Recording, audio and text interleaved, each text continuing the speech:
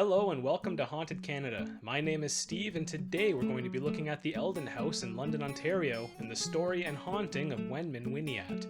But before we dive in, click that subscribe button and turn on notifications so you won't miss any of these tasty videos. Part 1. A brief history of the Eldon House and the Harris family. The first of the Harris family to inhabit the Eldon House were John Harris and Amelia Ryers Harris.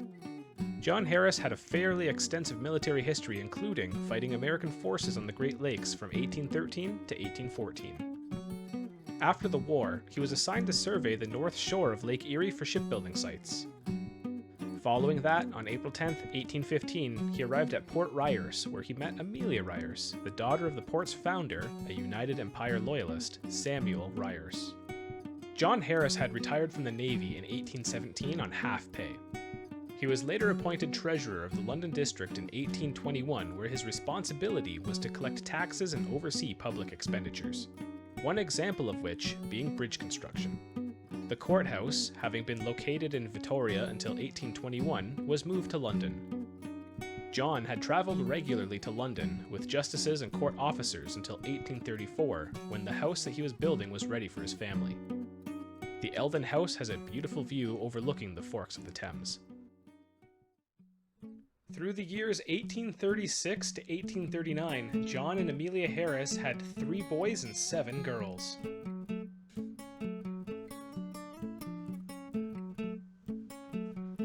Wow!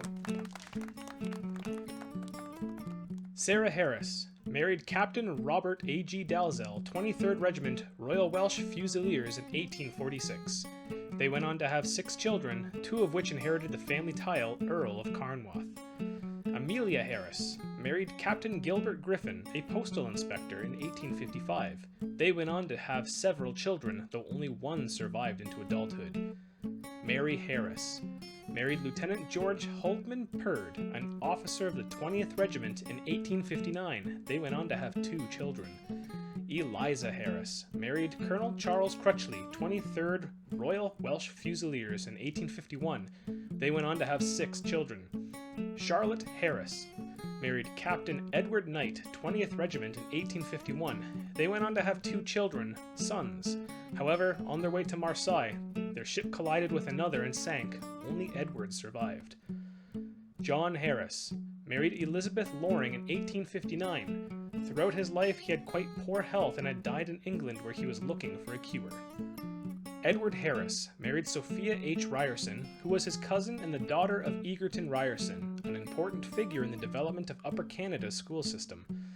They went on to have no children. Edward came under financial problems in the late 1880s, which threatened the loss of the Eldon House. He was forced to sell the house to his brother George, where he moved his family into the house to live with Edward and Sophia until 1889. Edward later died in the Eldon House in 1925.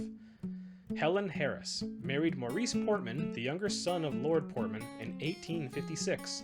They went on to have 3 children. Helen later died after the delivery of their 3rd child.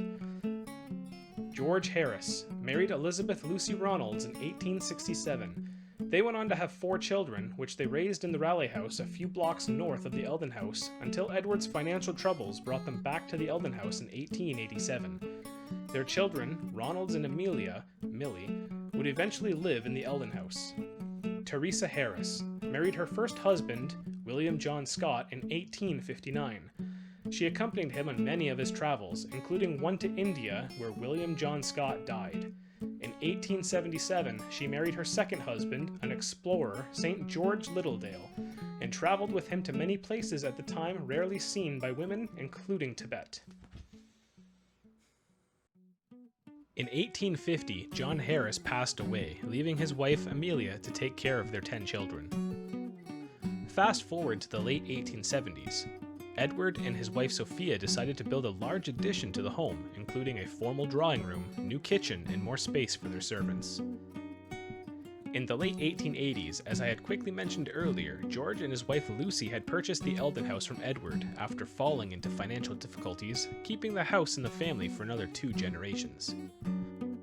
Over the following decade, they were able to make many improvements to the Eldon House, such as rebuilding the terraces and converting the lighting from gas to electricity in 1896. The last of the Harris family to live in the Eldon House was Amelia Millie Harris, great-granddaughter of John and Amelia Harris and daughter of George and Elizabeth Harris. She had passed away in December of 1959. Following in January of 1960, the Eldon House, its contents and property were donated to the City of London by the children of Millie's brother, Ronald Harris, Robin, George, and Lucy. The following year, the Eldon House was opened as a museum in 1961. The property, which had extended down to the Thames River, was landscaped and eventually became Harris Park. In 1977, the City of London designated the Eldon House as a historic building under Part 4 of the Ontario Heritage Act. Part 2. The Story and Haunting of Wenman Wynniatt. Wenman Wynniatt, an 83rd Regiment British soldier, was stationed in the City of London. John and Amelia Harris's eldest daughter, Sarah Harris, had become quite fond of Wenman that she asked him to attend one of the Eldon House's balls, which was scheduled for May 14, 1841. The day of the dance, a few hours prior, Wenman had gone out for a horseback ride. He was last seen riding past the northern branch of the Thames River. Before Wenman had gone out for that ride, the two of them had met earlier that day where she gave him a rose. Come later that night at 5 p.m. when the ball had started, Wenman was nowhere to be seen. At 10:15, Sarah was in the ballroom having a conversation with two young officers, Ensign David Anderson and Robert Portal. It was at that moment Wenman Wynniatt finally arrived at the party, albeit quite late. He had walked into the ballroom, staying very silent.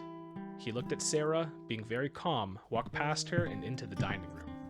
Sarah thought it was quite strange that he did not come over to speak to her, and had mentioned in jest to the young officers that Mr. Wynniatt was really the rudest man she ever saw. She then hastily followed him into the dining room, where he was nowhere to be seen. Most accounts of this event stated that Wenman had looked strangely pale and his clothes looked wet, though it had not been raining that night. The following day, John Harris had asked Sarah if she had seen Wenman at the ball that night. She had told her father the story of the odd encounter, that she had seen him, but he did not speak to her. John then broke the news to Sarah that Wenman's body had been found in the River Thames, covered in sand. In an attempt to ford the river, Wenman had either fallen off or had been thrown from his horse and drowned. Upon examination, Wenman's pocket watch had stopped at 10:15, which was the same time guests and Sarah Harris had reported seeing him that night at the ball. The rose that Sarah had given him the day before was still in his buttonhole. Part 3. My final thoughts on the haunting of Eldon House. The Eldon House being one of London's oldest buildings and with such a deep-rooted history, it's no surprise in my opinion that there are talks or claims of spiritual activity going on inside. I'm no professional, but again, in my opinion, I do think that it's haunted in some regard. Maybe not as active as it used to be, but I still do believe something resides there. Thank you for watching, and I really do hope you enjoyed this one. If you know of any place in your city that is maybe a little bit haunted, perhaps it's a bit historic, maybe it's both, let me know in the comments section down below and I'll check it out. But until next time, stay spooky.